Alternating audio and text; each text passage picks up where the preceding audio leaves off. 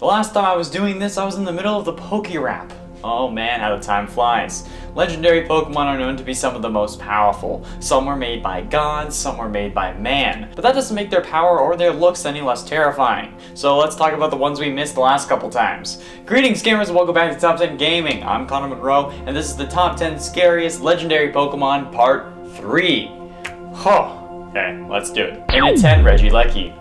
Regieleki was introduced into the Legendary Titans by the Crown Tundra DLC for Pokemon Sword and Shield. This Regi is said to have the strongest power of any electric-type Pokemon, and was sealed away due to how dangerous it was. This dude even looks menacing as all hell. The man is shooting electricity from 3 different places on its body, enough to fry anyone within a 10-foot radius. He is capable of generating all the Galar region's electricity, according to the Shield Dex. And according to Sword, if you remove the rings on his body, you will unleash this Pokemon's full power. Yeah, he ain't even at 100% yet, it's like Shaggy. So needless to say, this dude is a freaking monster, and not the pocket kind. You thought the 10,000 volt ghost from Scooby-Doo was bad? Regieleki is like 20 times that on an off day. And at 9, Thundurus. Thundurus is one of the weather trio from the Unova region, introduced as a wandering legendary and annoying as hell to catch. This man is a freaking genie that controls lightning and storms and is a prankster. This guy will strike you with a bolt of lightning for fun. He will laugh his ass off while frying your home with constant lightning strikes. And if that's not bad enough, this guy's Therian form is whack. It looks like a genie took some form of illicit substance and became a freak. I don't know how else to describe it other than that. This guy must be juicing. And is it a coincidence that these first 2 are electric types? No, this guy can destroy an entire group of people by just electrocuting some water. Oh, and he can fly and can change routes so fast that he breaks the sound barrier. So, saying this guy, especially in his Therian form, isn't scary is an injustice, and I will execute you. And at 8, Galarian Moltres. Normal Moltres looks fine to me. They're red and basically a dragon, whatever. But Galarian Moltres is a terrifying abomination. Introduced in Sword and Shield's Crown Tundra DLC, this regional variant of Moltres is black with pink flames, talons, belly, and face. This is freaking nuts. The dude has 2 tails, for God's sake. Not to mention it's now dark and flying type, not fire and flying. Or hell, even dark and fire would make more sense. I know it has wings, so it should be flying, but Gyarados is also a flying type, or at least it was, so we can ignore what would make sense. Looking at Galarian Moltres, you cannot tell me this beast isn't scary. This thing looks like a pterodactyl. It's gonna swoop in and carry me away while I'm at a cafe eating breakfast before the day of mass murdering Pokemon in the wild for the purposes of gaining experience points. I can feel the flames already and they don't feel good. You wanna know what makes a fire magenta like that? Potassium sulfate and potassium nitrate. Potassium, you know, the stuff that reacts violently with water that the teacher shows you but says they shouldn't show you so you can all think they're cool. Yeah, since that stuff can react with your skin or even just the moisture in the air, that's a no thank you, sir. And at 7, Regigigas. Another Regi on this list? Yes. Why? Because Regigigas is meant to be the master of the Legendary Titans.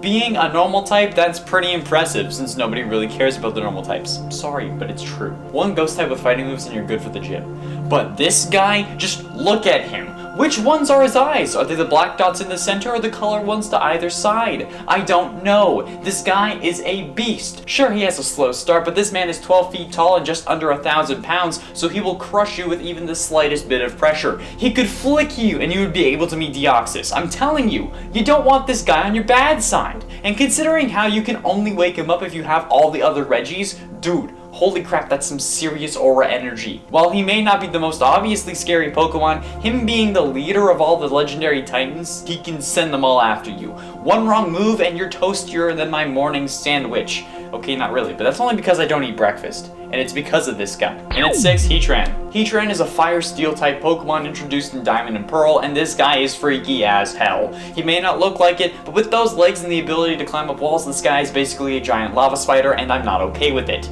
This is one of, if not the only legendary Pokemon to have a biological sex, even if the Pokemon doesn't have an egg group. Sure, it may be low to the ground at 5'7", but I know people who are shorter than that, and that's honestly terrifying. Especially when at only 5'7", thanks to all the steel, he also weighs in at nearly 1,000 pounds. He's actually heavier than Regigigas, who is only 420 kilograms, blaze it. This guy is 430 kilos. His abilities are Flash Fire, which makes fire actually heal him, and Flame Body, meaning that it's possible to catch on fire while even being close to this guy.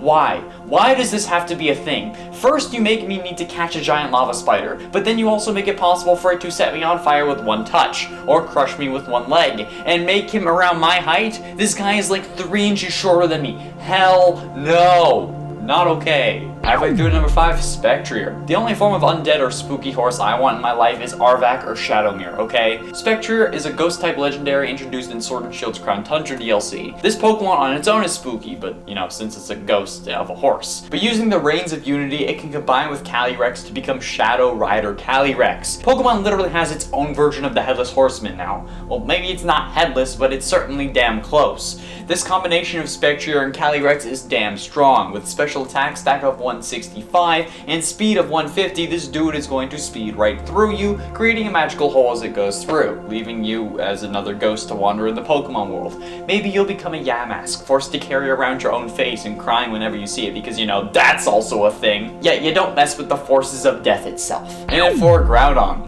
Groudon isn't the scariest of the weather trio, I'll admit it, but I've already used Rayquaza, and if you think about it, this dude can cause droughts wherever he goes, potentially ruining all crop yields all over the world. Sure, Kyogre could probably reverse it, but Kyogre is limited to water, whereas Groudon can walk on land, where all the crops really are. Not only that, but he's 11'6" and over 2,000 pounds, and his primal form, he gets the ability Desolate Land, which I don't think I need to explain why that's bad. He also grows 5 feet and gains 200 pounds.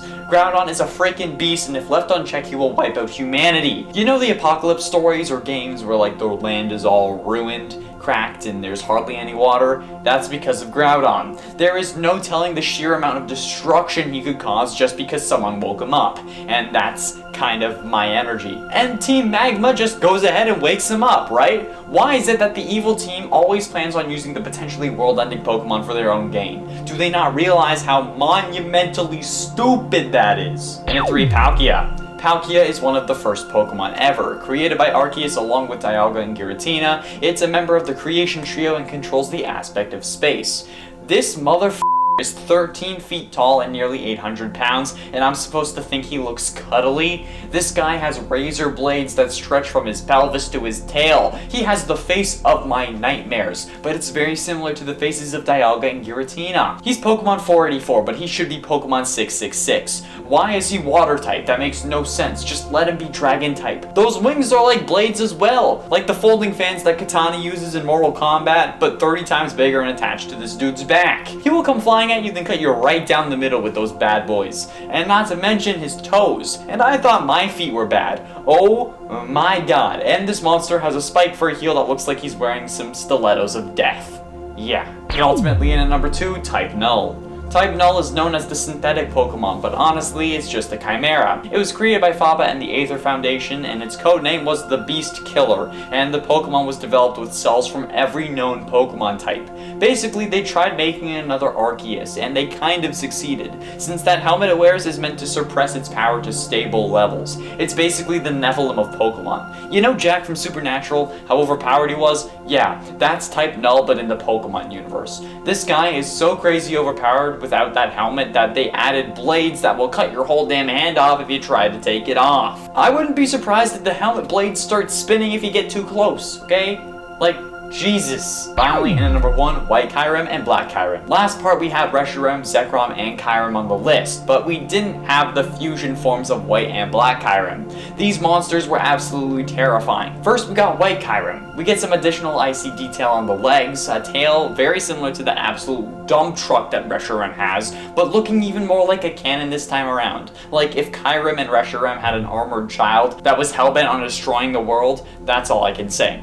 Then we got Black Kyurem. This dude has the same features but with a more aggressive stance, with wings up on his back and those teeth looking ready to tear me apart at any minute. His arms are huge, like Popeye had a baby with just a geode, and he could just crush me. I can't even fathom the sheer terror I feel when looking at these Pokemon. I don't know why I didn't include them sooner. This is just pure horror. Horror in its finest form. No thank you. You think Pokemon is a kid's game? Try again. There we have it, friends, the top 10 scariest legendary Pokemon part 3. Which legendary do you think is the scariest on this list, and do you think we should round them off with a part 4? Let me know down below. Thank you all so much for watching. I have been in Showerman Connor Monroe, and I'll see you in another video.